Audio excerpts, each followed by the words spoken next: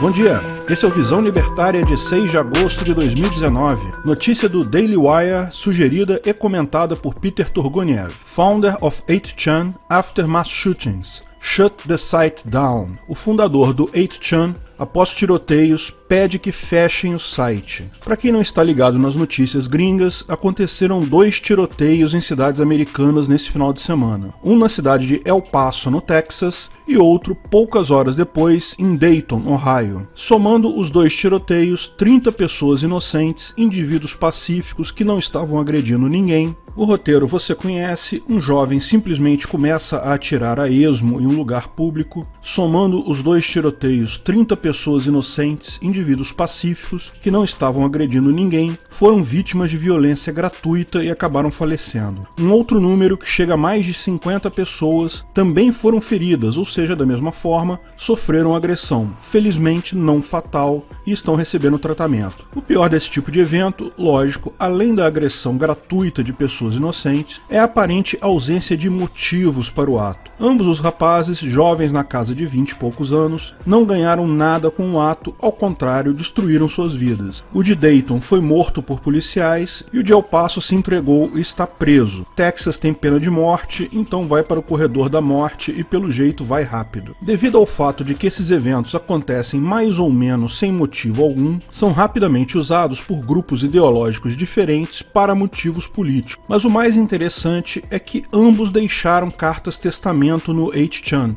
Mas só uma das cartas tem sido divulgada, e mesmo essa só parcialmente pela mídia. O tiroteio na cidade de El Paso, que aconteceu na tarde do último sábado, o garoto se diz admirador do atirador de Nova Zelândia, contra imigrantes, considera que está vendo uma invasão mexicana na fronteira, e abriu fogo no supermercado Walmart, matando 21 pessoas. Foi claramente um crime de ódio cometido por uma pessoa desequilibrada. O rapaz é claramente de direita, apesar da sua carta testamento deixada no 8chan também focar na preocupação com o meio ambiente, aliás, tal como o atirador da Nova Zelândia também. A carta testamento tem sido fortemente divulgada pela mídia, mas curiosamente focam só na parte do ódio a imigrantes e omitem a preocupação ambiental dele, exatamente como fizeram com o atirador da Nova Zelândia também, ou seja, a parte que divulgam da carta deixa o cara como típico republicano apoiador de Trump, tudo que a imprensa quer, não é mesmo? Mas é apenas parte da verdade. O outro tiroteio aconteceu algumas horas depois, na madrugada de domingo, em um bar na cidade de Dayton, no Ohio. Um jovem branco de 24 anos abriu fogo contra pessoas do bar, matando 9 pessoas, inclusive a irmã dele que estava no bar. Apesar de acontecerem num intervalo tão pequeno, não há relação entre os casos. O atirador de Dayton também deixou uma carta testamento no 8chan, mas as semelhanças param por aí. O atirador de Dayton é de esquerda, claramente um democrata, fã da Elizabeth Warren, aquela democrata loira de olhos claros que o Trump chama de Pocahontas. O cara é radicalmente contra o Trump. Mas se você só viu essa notícia na mídia tradicional, ninguém fala da carta testamento do esquerdista. Chega a ser curioso a notícia em alguns meios de comunicação, claramente aqui na Jovem Pan, olha só. Trata o caso de El Paso como um crime de ódio, motivações racistas, no que estão certos, realmente foi. Mas nem uma palavra sobre as preocupações ambientais do terrorista. No de Clayton, embora ele tenha postado uma carta testamento cheia de motivações políticas, ninguém fala das motivações dele. Nessa aqui do UOL, ressalta as motivações do terrorista do cara de El Paso, mais uma vez em que estão absolutamente certos, o cara é um terrorista, merece todo o repúdio social. Mas quando vão falar do cara de Dayton, mudam o tema e falam como ele conseguiu comprar as armas. Por que não falaram como o cara de El Paso comprou as armas dele? Por que não falaram das motivações políticas do cara de Dayton? E por que ninguém falou do único ponto comum das 2 cartas testamento dos 2 caras, a preocupação com o meio ambiente? Jogo tradicional da antiga mídia de destacar o ponto que interessa a ela somente. Como explicamos no vídeo sobre fake news, mesmo que o fato subjacente seja um só, é sempre possível noticiá-lo puxando a narrativa para o lado que se queira. A mídia tradicional só dá foco no cara de El Paso e menciona o outro caso como se fosse um plus one na história, sem ressaltar que ambos os caras destacam questões ambientais e ambos se dividem no espectro político entre direita e esquerda. No final das contas, é uma tristeza que pessoas cheguem a esse tipo de extremo comportamental. Outras pessoas, como o pessoal do Daily Wire, que é o jornal de direita, acusa culpabiliza esses fóruns obscuros da internet por fomentar esse tipo de coisa, o que também é uma besteira. Tiroteios são uma triste realidade que já aconteciam tanto nos Estados Unidos quanto no Brasil e em várias outras partes do mundo, muito antes de haverem fóruns na internet. O 8chan, para quem não conhece, é um fórum similar ao 4chan. O 4chan já era uma terra de ninguém, mas depois de alguns casos no passado passou a ter moderação, censura e até banimento, igual ao Facebook. O que aconteceu? Criaram o 8chan, que foca na liberdade de expressão, não tem censura nem banimento e já concentra mais atividades em alguns tópicos que o próprio 4chan. E se fecharem o 8chan como proposto, mais provável é que criem o 16chan ou alguma coisa assim, ou migrem para um outro site qualquer. Censura na internet é fatalmente um tiro no pé. Mas então qual é a saída para isso? Deixar pessoas matarem umas às outras? Controlar armas? Lógico que não. Só ver os ataques a facas que matam até mais gente do que esses aí.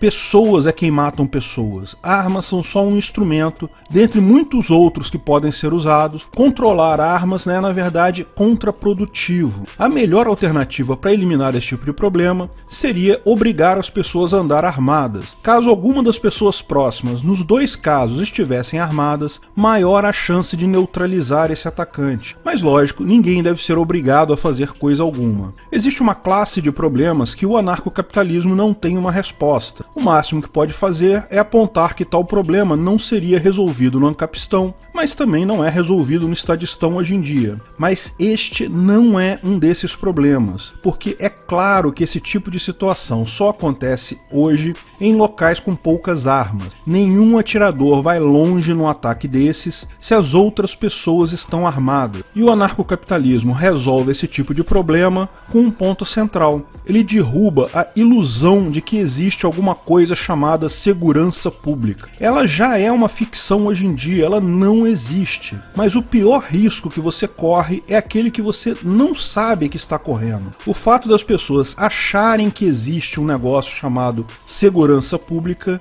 é que leva a esse risco desnecessário. Numa sociedade libertária, a autodefesa é fundamental para a segurança. Todos os dispositivos que levantamos como justiça privada, empresas de segurança, são, lógico, importantes, mas autoproteção é fundamental. Ninguém é obrigado a andar armado, lógico, mas é sempre uma boa escolha para a sua segurança e para a segurança daqueles que estão próximos a você. Mais armas é sempre igual a mais segurança. Curiosamente, talvez a melhor resposta para essa questão tenha vindo de um esquerdista democrata conhecido lá nas gringas, o Neil deGrasse Tyson, que a propósito é um cientista conhecido para quem adora dizer-se científico. O Twitter dele diz: nas últimas 48 horas, os Estados Unidos terrivelmente perderam 34 pessoas em tiroteios. Em média, em 48 horas, também perdemos 500 pessoas devido a erros médicos, 300 pessoas devido a gripe, 250 devido a suicídio, 200 devido a acidentes de carro e 40 devido a homicídios. Muitas vezes, nossas emoções respondem mais ao espetáculo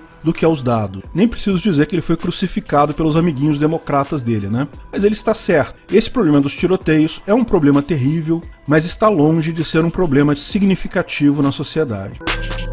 Notícia do G1 sugerida e comentada por Jadiel Augusto. Sobrecarga da Terra 2019. Planeta atinge esgotamento de recursos naturais mais cedo em toda a série histórica. O conceito de sobrecarga da Terra, Overshoot Day em inglês, foi originalmente desenvolvido pelo Instituto Independente Britânico de Pesquisas New Economics Foundation, uma organização parceira da Global Footprint Network. No dia 29 de julho, ficou marcado como o Dia da Sobrecarga da Terra em 2019, ou seja, nosso planeta atingiu o esgotamento de recursos naturais, água, mineração, extração de petróleo, consumo de animais, etc., e entramos no vermelho. A Terra entrou em déficit de recursos naturais em 1970. E há quase 5 décadas estamos consumindo mais que o planeta consegue regenerar e repor. Esses dados vêm sendo usados como argumentos contra a forma com que o mercado aloca seus recursos. O problema para os sustentabilistas é que as pessoas estão usando recursos irresponsavelmente, exaurindo-os muito rápido,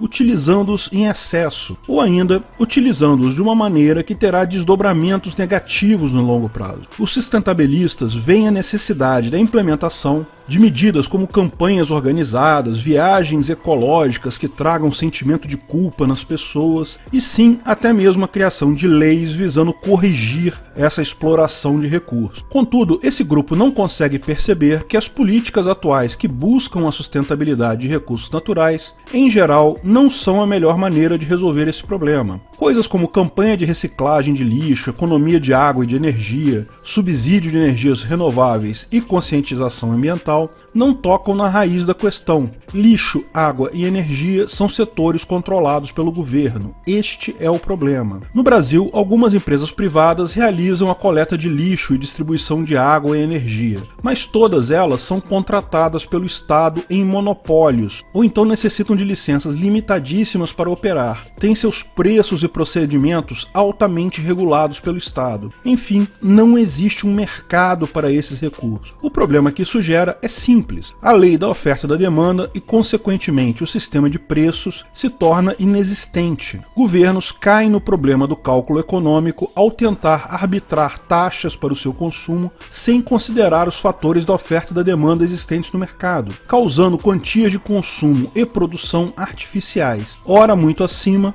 ora muito abaixo do ponto ótimo. A taxa de lixo atualmente é totalmente arbitrária, sem nenhum critério objetivo. Assim, quem produz lixo não paga de acordo com o volume, peso, toxicidade ou os danos ambientais que seu descarte produz. Ou seja, no sistema de hoje, não interessa se você separa seu lixo, cuida de produzir menos resíduos, seu vizinho que mora em um apartamento parecido com o seu, que mistura bateria, óleo de cozinha e lâmpadas fluorescentes no mesmo saco, não amassa nenhuma garrafa, vai pagar a exatamente mesma taxa que você. Se existisse efetivamente um mercado de lixo, certamente quem coletaria o lixo cuidaria de cobrar de acordo com critérios de peso e volume, e quem armazenaria ou reciclaria o lixo cobraria de acordo com a toxicidade ou natureza do mesmo, o que consequentemente incentivaria as pessoas a produzirem menos lixo e reciclá-los, já que aquelas que poluíssem mais pagariam mais. Esse medo de que iremos utilizar todos os recursos naturais existe desde a Revolução Industrial. No entanto, isso é em grande parte um mito. Não estamos acabando com os recursos naturais, mas sim, de acordo com o tempo, buscando modos mais eficientes de acomodá-los e substituindo-os à medida que eles se tornam mais escassos. O melhor exemplo histórico que comprova esse fenômeno da regulação natural dos recursos naturais por meio da oferta e da demanda foi a previsão do esgotamento do carvão, então o principal recurso natural para a produção de energia, no início do século XX. Especialistas da época, como o célebre economista William Jevons, acreditavam seriamente, assim como hoje, que a humanidade entraria em crise porque nossos recursos, no caso o carvão, iriam acabar. Isso não aconteceu, e não foi por causa de campanhas de cada um faça a sua parte, altruisticamente economizando carvão para gerações futuras, mas sim porque o carvão acabou simplesmente se tornando mais caro à medida que a quantidade que foi extraída foi diminuindo, fazendo com que houvesse, egoisticamente, uma economia desse recurso. Isso pressionou o mercado de energia elétrica a ser mais eficiente no uso do carvão, a encontrar outras fontes, como o petróleo, ou a pesquisar energias alternativas. O mesmo efeito já está acontecendo hoje. O que mais pressiona a busca por novas fontes de energia não são campanhas de ONGs, subsídios governamentais, leis que obriguem isso, ou mesmo a conscientização moral da população, mas sim as incontornáveis leis econômicas. O petróleo simplesmente está se tornando mais caro, pressionando o mercado mais uma vez a buscar alternativas. Não se trata de um processo forçado e consciente, como grande parte do movimento ambientalista aborda a questão, mas sim um processo natural e inconsciente no qual toda a população gradualmente muda seus costumes em decorrência do aumento do preço daquele recurso que está se tornando escasso. Processo este, por sua vez, definido quase que pelas infinitas interações entre as pessoas, como muito bem explicado por Hayek em O Uso do Conhecimento na Sociedade. Outro ponto que vale a pena ser ressaltado é a alegação de que reciclagem, principalmente a de papel, irá salvar vida de árvores. O papel, afinal, é feito de madeira de árvore, certo? Por que não produzir papel novo utilizando papel antigo e assim evitar que mais árvores sejam derrubadas? Simplesmente porque não é assim que funciona a lógica econômica. A oferta sempre será comandada pela demanda. Se amanhã repentinamente pararmos de usar trigo para fazer pão, haverá menos trigo no mundo daqui a um ano. Ninguém mais vai plantar trigo se não tem demanda para o trigo. A oferta cairia drasticamente. A mesma lógica se aplica em relação a papel e árvores. Se pararmos de usar papel, menos árvores seriam plantadas. Não haveria incentivos de mercado para a conservação de floresta. Na indústria papeleira, 87% das árvores utilizadas são plantadas para a produção de papel. Isso significa que, de cada 13 árvores que seriam salvas pela reciclagem, 87 jamais seriam plantadas. É exatamente por causa da demanda por papel que o número de árvores plantadas no mundo aumentou nos últimos 60 anos. Presumivelmente, o objetivo de se reciclar mais, de se conservar mais, pode parecer adequado e até mesmo almejado. No entanto, os defensores de tais práticas não possuem as informações econômicas necessárias para tomar as decisões corretas nessas questões. A informação está sempre dispersa na sociedade, e a única forma de fazer tal controle é quando toda a sociedade atua em conjunto sobre o problema, no sistema de preços em um livre mercado. Deixe o meio ambiente nas mãos da iniciativa privada, nas mãos do livre mercado, que ele vai estar muito melhor. Porque lembre-se, a alternativa a isso é deixar o meio ambiente na mão dos políticos. Obrigado pela audiência. Você reparou que hoje não teve tapa libertário, certo? É que o Visão Libertária tem um tempo-alvo de 15 minutos, e hoje ficou grande as reportagens. Quando as reportagens ficam muito grandes, a gente deixa os tapas para o Visão seguinte. Caros patrocinadores, não esqueçam do nosso Hangout, hein? É hoje às 20 horas, lá no Discord dos patrocinadores. Até a próxima!